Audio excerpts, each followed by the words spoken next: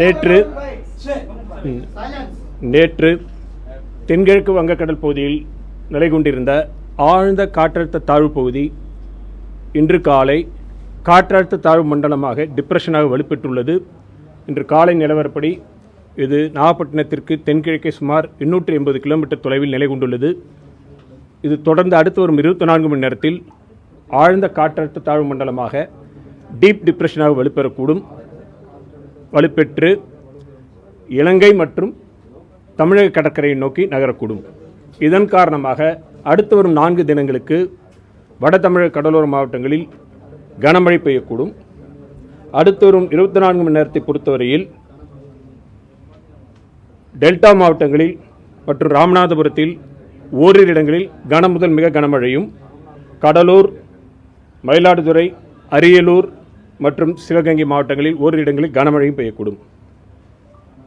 26 மயிலாடுதுறை, காரைக்கால், திருவாரூர், நாகப்பட்டினம் மாவட்டங்களில் மிக கன முதல் அதிகன மழைக்கும், விழுப்புரம், புதுச்சேரி, கடலூர், அரியலூர், தஞ்சாவூர், புதுக்கோட்டை, சிவகங்கை மாவட்டங்களில் ஓரிரு இடங்களில் கன முதல் மிக கனமழையும் பெய்யக்கூடும்.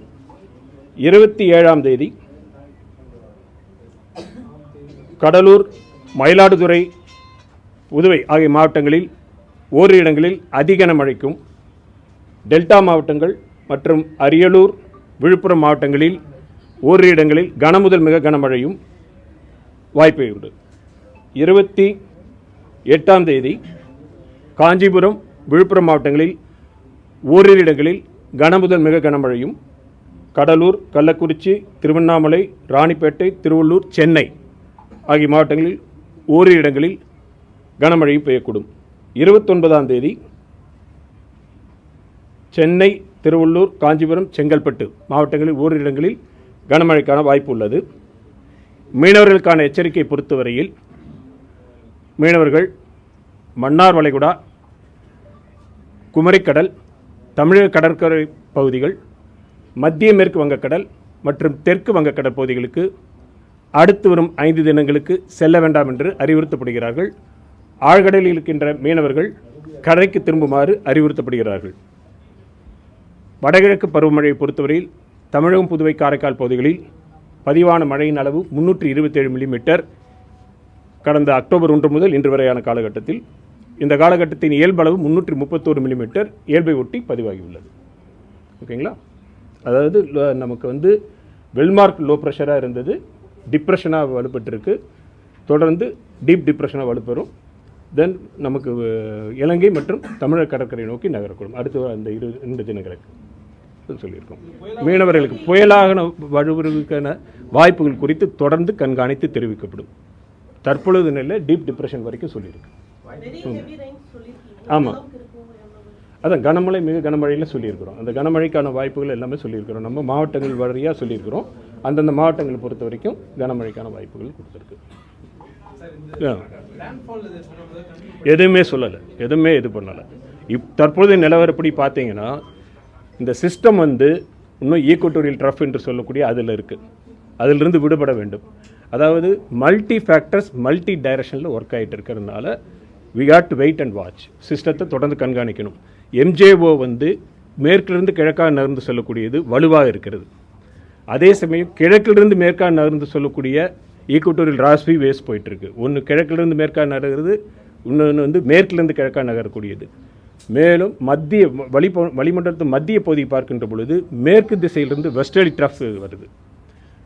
அதை தொடர்ந்து சிஸ்டம் இலங்கை கடற்கரைக்கு வரும் பொழுது நிலப்பகுதியோட தொடர்பு கொள்ளப்படுகிறது. So multi factor multi direction இருக்கிறதுனால சிஸ்டம் ஈக்குவட்டோரியல் ட்ரஃபில் இருக்குது. அது கன்வர்ஜென்ஸ் நல்லா இருக்குது, டைவர்ஜென்ஸ் அதிகமாக இருக்குது. அதே சமயம் எதிர் திசையில் செல்லக்கூடிய நிகழ்வுகள் நடந்து கொண்டு இருக்கிறது. மேலும் வெஸ்டர்லி ட்ரஃப்பும் வரக்கூடிய சூழ்நிலை இருக்குனால் கண்காணித்து தொடர்ந்து அடுத்து வரக்கூடிய வாய்ப்புகள் தெரிவிக்கப்படும்.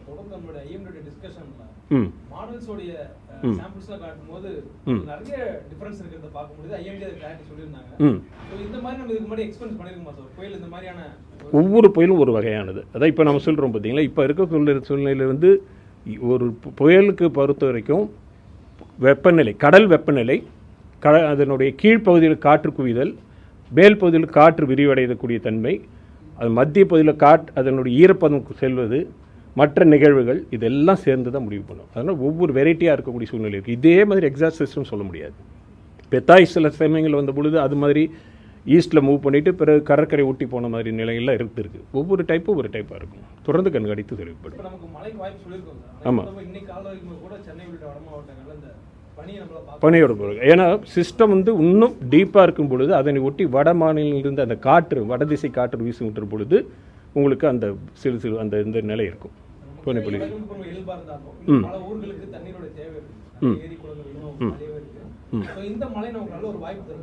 ஆமாம். இப்போ இருக்கக்கூடிய இந்த சூழ்நிலையில் இந்த நிலை தொடர்கின்ற பொழுது அடுத்த ஒரு 5 தினங்களுக்கு குறிப்பாக கடலோர மாவட்டங்களுக்கு நல்ல மழை தரக்கூடிய வாய்ப்பு இருக்கிறது. சென்னைக்கு வந்து 27, 28 தேதியில் சொல்லியிருக்கோம். நம்ம 27, 28 தேதிகளில் வந்து சென்னைக்கான மழை கனமழைக்கான வாய்ப்பு இருக்குது. சிஸ்டம் சிஸ்டம் வந்து நகர்ந்து வருகின்ற பொழுது அதனுடைய ஒட்டி வரக்கூடிய சிஸ்டத்தை பொறுத்து இருக்குது. அது வட திசையில் நகரும் பொழுது நமக்கு இன்னும் வாய்ப்பு அதிகரிக்கும்.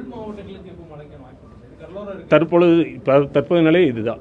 இதனுடைய ஒட்டி இருக்கக்கூடிய கிளவுட் பேண்ட்ஸ் ஏதாவது உள்ளே போனால் மழை இருக்கக்கூடிய வாய்ப்பு இருக்கலாம், அல்லது இந்த சிஸ்டம் கடந்து உள்ளே போனால் மழை இருக்கலாம். ஆன்டிசைக்ளோன் விட முதல்ல இந்த ட்ரஃப் தான் முக்கியம். ஃபர்ஸ்ட் இந்த சிஸ்டம் வந்து நான் முன்னாடி சொன்ன மாதிரி கிழக்கிலிருந்து மேற்காக நகர்ந்து சொல்லக்கூடிய இக்குட்டல் ராஸ்வி வேஸ் வெஸ்ட்டில் எடுத்துகிட்டு போகணும். அதே சமயம் மேற்கிலிருந்து கிழக்காக நகர்ந்து சொல்லக்கூடிய எம்ஜேவுடைய இம்பேக்ட் இருக்குது, வெஸ்டர்லி ட்ரஃப் இருக்குது, எல்லாத்துக்கும் இடையில் இருக்குது. லேண்ட் இன்ட்ராக்ஷன்ஸ் வருது. அப்புறம் வடபகுதியில் அந்த வெஸ்டர்லி ட்ரஃப் வரும்பொழுது அதற்குள்ளே சிஸ்டத்துக்குள்ளே குளிர்ந்த காற்று செல்லக்கூடிய சூழ்நிலை இருக்குது. Multi factors multi directional work ஆகிறதுனால கண்காணித்து தொடர்ந்து தெரிவிக்கப்படும். ஆமாம், விண்டு ஸ்பீடு நம்ம கொடுத்த மாதிரி இப்போ நம்ம கடல் பகுதியை பொறுத்த வரைக்கும் தான் இது பண்ணிகிட்டு இருக்கோம். கடல் பகுதியில் வந்து சில பகுதியில் 55 55 கிலோமீட்டர், சில இதில் குறிப்பாக அந்த ஆழ்ந்த காற்றழுத்த தாழ்வு பகுதியை இது காற்றழுத்த தாழ்வு மண்டலமாக டீப் டிப்ரெஷன் வரும்பொழுது சமயங்களில் வந்து 55 65 கிலோமீட்டர் வேகத்தில் கடல் பகுதிக்குள்ளார, நிலப்பகுதியில் கடல் பகுதிக்குள்ளார. டெல்டா மாவட்டங்களில் நம்ம சொல்லியிருக்கிறோம். டெல்டா மாவட்டங்கள் பொறுத்த வரைக்கும் 27, 28 தேதியில் ஓரிரு இடங்களில் அதிக கனமழைக்கான வாய்ப்பு இருக்குது நமக்கு வந்து டெல்டா மாவட்டங்களில். அது ஒட்டியுள்ள மாவட்டங்களில் கன முதல் மிக கனமழையும் பெய்யக்கூடும். ஓகே ஓகே சொல்லியிருக்கோம்.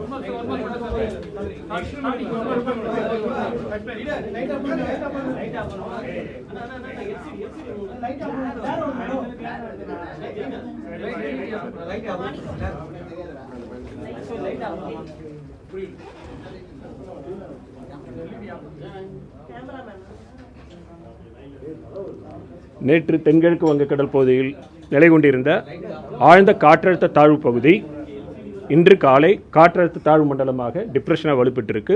இது தொடர்ந்து அடுத்து வரும் 24 மணி நேரத்தில் ஆழ்ந்த காற்றழுத்த தாழ்வு மண்டலமாக டீப் டிப்ரெஷனாக வலுப்பெறக்கூடும். இதன் காரணமாக அடுத்து வரும் 4 தினங்களுக்கு நமக்கு கடலோர மாவட்டங்களில் கனமழைக்கான வாய்ப்பு இருக்குது. தற்போது நிலவரப்படி பார்க்குறோம், அந்த மேகக்கூட்டங்களுடைய அமைப்பு பார்க்குறோம். பிறகு அந்த ட்ராக் அதனுடைய பாதை காற்றழுத்த தாழ்வு மண்டலத்துடைய பாதை கொடுக்கப்பட்டிருக்கிறது. அதைத் தொடர்ந்து வரக்கூடிய கனமழைக்கான வாய்ப்பு, அதன் கனமழைக்கான வாய்ப்பு நம்ம சொல்லியிருக்கிறோம். இது அடுத்து வரும் 24 மணி நேரத்தில் டெல்டா மாவட்டங்களுக்குரியது. அதன் பிறகு வரக்கூடிய 26ஆம் தேதி மற்றும் 27 பெரும்பாலும் பார்த்திங்கன்னா கடலோர மாவட்டங்களில் மழை இருக்கக்கூடிய சூழ்நிலை பார்க்குறோம். பிறகு மீனவர்களுக்கான எச்சரிக்கையை பார்க்கும் பொழுது குமரிக்கடல், மன்னார் வளைகுடா, தமிழக கடலோர பகுதிகள், தெற்கு வங்கக்கடல் மற்றும் மத்திய மேற்கு வங்கக்கடல் பகுதியில் பலத்த காற்று வீசும் என்பதால் மீனவர்கள் இந்த பகுதிக்கு அடுத்து வரும் 5 தினங்கள் செல்ல வேண்டாம் என்று அறிவுறுத்தப்படுகிறார்கள். மேலும் ஆழ்கடலில் இருக்கின்ற மீனவர்கள் கரைக்கு திரும்புமாறு அறிவுறுத்தப்படுகிறார்கள். வடகிழக்கு பருவமழை கடந்த 1 முதல் இன்று வரையான காலகட்டத்தில் 327 மில்லிமீட்டர் பதிவாயிருக்கு. இதில் 331 மில்லிமீட்டர் இயல்பளவு இயல்பை ஒட்டி இருக்கும்.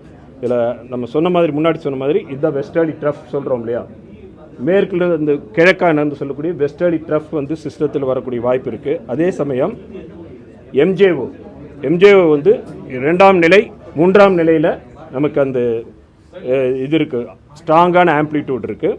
2ஆம் நிலை 3ஆம் நிலையில் பார்க்குறோம். அதை தவிர்த்து கிழக்கிலிருந்து மேற்காக நகர்ந்து செல்லக்கூடிய ஈக்குட்டோரியல் ராஸ்பி வேஸ், அதை பொறுத்த வரைக்கும் சிஸ்டம் வந்து சில சமயங்களில் நகர்ந்து செல்லக்கூடிய சூழ்நிலை பார்க்குறோம். இதெல்லாம் இன்ஸ்ட்ரக்ஷன்ஸ் இதெல்லாம் முடிவு பண்ணி தான் சிஸ்டத்தை இது பண்ணும். ஓகே.